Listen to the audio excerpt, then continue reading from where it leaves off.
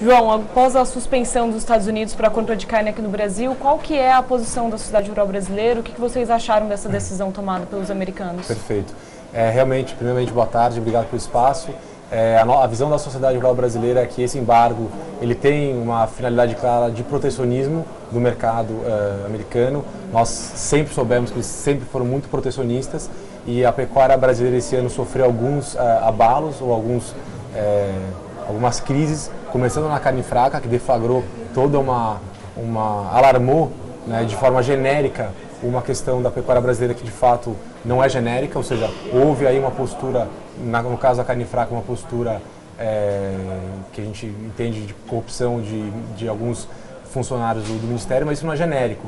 Mas a forma que foi exposta pela Polícia Federal deu esse olhar genérico e isso fragilizou a nossa pecuária, né? E depois, o próprio caso da JBS também coloca em xeque um pouco o nosso setor. Então, o que a gente entende é que essa medida é uma medida de cunho protecionista, dado a uma fragilidade institucional pelo qual o nosso país vive nesse momento. Até porque não é uma questão sanitária o uso esse problema através do uso da vacina, né? Exatamente. Isso foi uma alegação do governo americano que havia uma questão sobre a vacina de aftosa, mas a gente sabe que isso não prejudica a saúde do consumidor, então o que está sendo alegado tecnicamente não justifica o fato do embargo.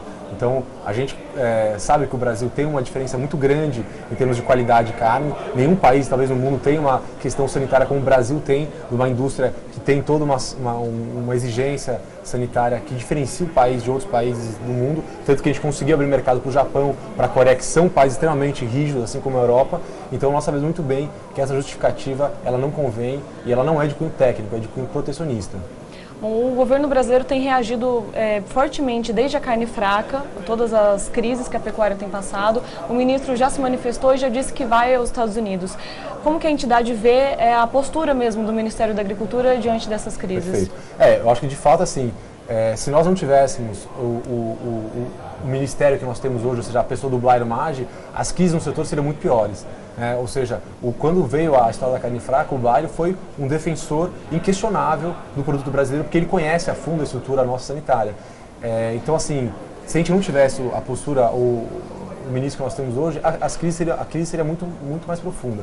Mas o que demonstra isso é a fragilidade que nós temos na nossa estrutura de defesa comercial e de abertura comercial. O Brasil, de fato, tem uma infraestrutura muito precária em termos de adidos agrícolas de outros países. O nosso próprio Itamaraty, o nosso Ministério das Relações Exteriores, ele é muito precária a nossa postura no mercado internacional. Então, realmente, o Blairo tem feito um trabalho de transparência do produto brasileiro. A ida dele agora na China foi muito para mostrar como é que o Brasil está lidando com essas crises e que toda essa questão essa crise institucional nossa realmente não afeta o produto que nós temos e nem a qualidade do produto brasileiro. Então, assim, foi muita sorte do Brasil ter um ministro como o Blairo, ter uma postura de ministério como a que nós temos nesse momento. Agora, se isso vai ser sempre assim, a gente não sabe. Então, a gente como sociedade, como instituições e como a sociedade rural mesmo, como entidade, se coloca para realmente criar uma infraestrutura mais eficiente para que o Brasil não dependa de um ministro excepcional como o Blairo, mas que a gente tenha uma cadeia produtiva mais estruturada. E agora o Blairo vai ter um desafio, que é conseguir ir até os Estados Unidos e conseguir mostrar o produto brasileiro e reverter essa ação protecionista. Bom, para finalizar, antes mesmo de sair toda essa questão, a Sociedade Rural Brasileira já tinha montado um evento que vai acontecer no início de julho para discutir a vacinação da febre aftosa. É importante realmente discutir isso, apesar de todo esse problema que foi criado pelos Estados Unidos? Eu acho que existe aí um programa feito pelo MAPA, uma proposta de erradicação da vacinação da febre aftosa, que ela é um custo ao produto brasileiro, ao pecuarista e a toda a produção de proteína animal bovina, só que de fato a gente precisa discutir como isso vai ser feito, porque o custo que se tem hoje na vacinação pode ser um custo muito similar a você não vacinar, mas criar toda a infraestrutura para caso venha ter uma crise. Então a Rural vai fazer um evento no começo agora de julho para a nossa coordenadora de pecuária, que é a Teca Bendermini, que está organizando esse debate, que tem por finalidade de entender quais são as propostas para uma erradicação na vacinação. Mas eu acho que a gente tem que discutir.